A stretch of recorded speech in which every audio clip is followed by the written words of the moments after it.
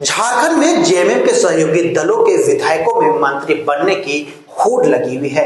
Congress, RJD और CPI के विधायक दावेदारी कर रहे हैं।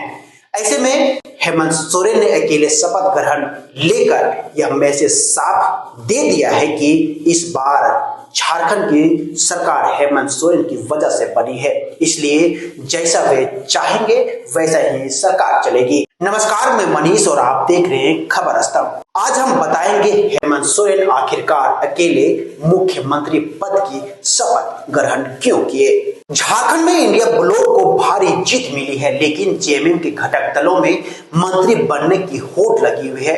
कांग्रेस के दर्जन भर से अधिक विधायक दिल्ली दरबार में हाजिरी दिए हुए हैं। यही कारण है कि हाईकमान यह तय नहीं कर पा रहा है कि किसे मंत्री बनाया जाए और किसे नहीं। यही हाल आरजेडी की भी है। पिछले चुनाव में एक सीट जीतने वाला आरजेडी इस बार 4 सीटें जीत चुका है और चारों विधायक मंत्री बनने के लिए आगे आ रहे हैं। आरजेडी भी यह तय नहीं कर पा रहा है किसे विधायक से मंत्री बनाया जाए और किसे नहीं। सूत्रों की माने तो सीपीआई औपचारिक तौर पर शामिल होगी सरकार में या नहीं, ये तय इसलिए भी नहीं हो पाया है कि सीपीआई के भी 2 विधायक जीतकर मंत्री बनने की इच्छा रखते हैं।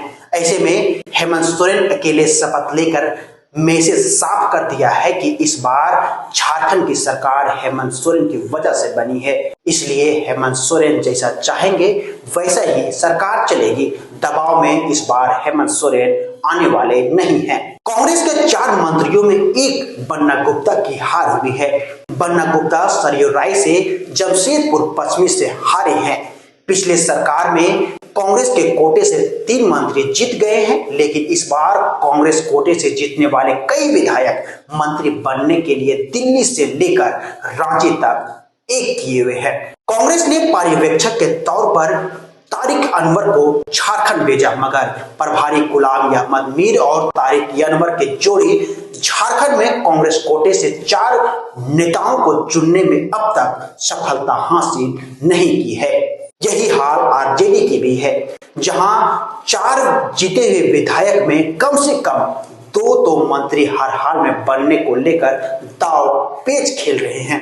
ऐसे में आरजेडी कोटे से 2 मंत्री बनाए जाए, लेकिन हेमंत सोरेन ने आरजेडी और कांग्रेस के शीर्ष नेतृत्व को साफ कर दिया है कि कांग्रेस के कोटे से 4 और आरजेडी के कोटे से 1 मंत्री बनाए जाएंगे।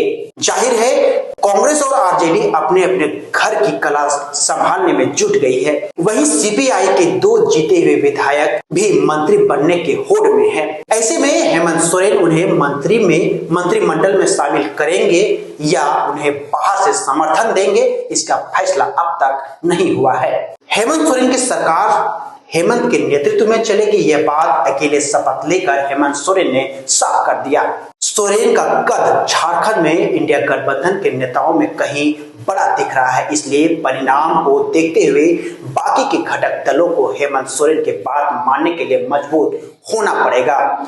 ये तय दिख रहा है। हेमंत सोरेन ने कांग्रेस और आरजेडी को साफ मैसेज दिया है कि अपने कोटे से मंत्री को लेकर चुनाव कर ले, लेकिन कांग्रेस से 4 और आरजेडी के 1 से ज्यादा मंत्री मंडल में जगह नहीं दी जाएगी। सूत्रों की माने तो हेमंत सोरेन साफ मैसेज देने के बाद अब कांग्रेस 3 मंत्री और 1 स्पीकर पद की मांग कर रहा है। पहले कांग्रेस उप मुख्यमंत्री पद की 4 रख रही थी। झारखंड के चुनावी परिणाम आने के बाद झारखंड के कांग्रेस के दिग्गज नेता सुबोध कांत सहाय ने कांग्रेस के लिए उप मुख्यमंत्री पद की मांग कर रही थी, लेकिन हेमंत ने साफ मना कर दिया और अब कांग्रेस स्पीकर पद के लिए मांग कर रहा है। सूत्रों से मिली जानकारी के अनुसार जेएमएम कांग्रेस को स्पीकर पद देने से मना कर दिया है।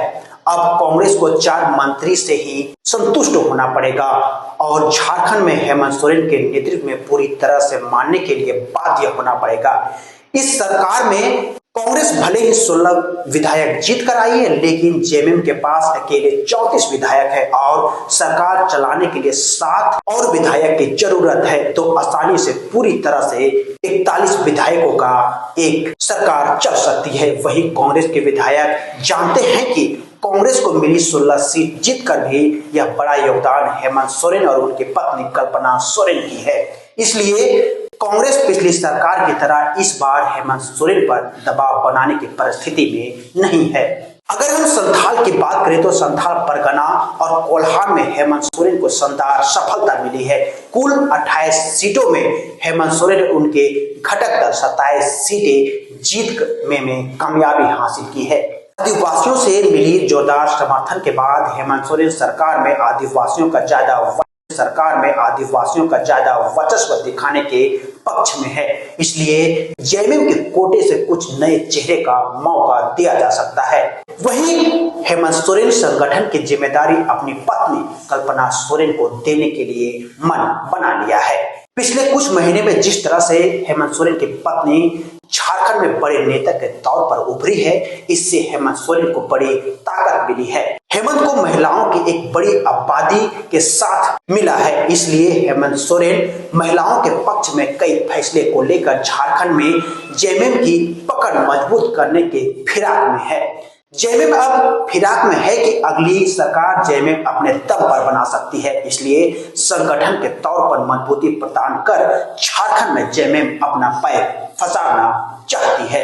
झारखंड में मिली जोरदार सफलता के बाद हेमंत सोरेन आत्मविश्वास से लवरेज है और पार्टी के मजबूत करने को लेकर आगे की सोच रही है। ऐसे में हेमंत सोरेन मान चुके हैं कि जनता से मिले फैसले के बाद उन्हें पार्टी मजबूत करने के लिए काम करेगी। उन्हें इस अवधि में पूरा कर जेएमएम को अपने पैर पर खड़ा होने के लिए पुरजोर कोशिश करनी है। इसलिए पार्टी छत्तीसगढ़ और उड़ीसा में अपने पैर पसारने की सोच रही है। इस वीडियो में आज इतना ही। अगले वीडियो में कुछ और जानकारी के साथ आपके साथ मिलेंगे।